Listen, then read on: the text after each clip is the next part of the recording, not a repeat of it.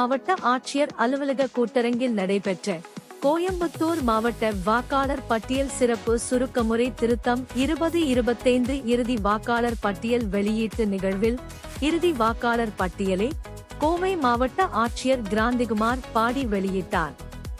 கோயம்புத்தூர் மாவட்ட வாக்காளர் பட்டியல் சிறப்பு சுருக்கமுறை திருத்தம் 2025 இறுதி வாக்காளர் பட்டியலை கோவை மாவட்ட ஆட்சியர் கிராந்திகுமார் பாடி அவர்களிடமிருந்து கோவை மாநகர் மாவட்ட திமுக செயலாளர் நா. கார்த்திக் எக்ஸ்.எம்எல்ஏ பெற்றுக் கொண்டார்.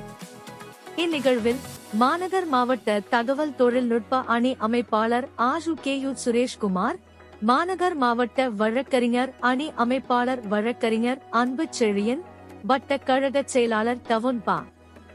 ஆனந்த், அங்கீகரிக்கப்பட்ட அரசியல் கட்சிகளின் நிர்வாகிகள் கலந்து கொண்டனர்.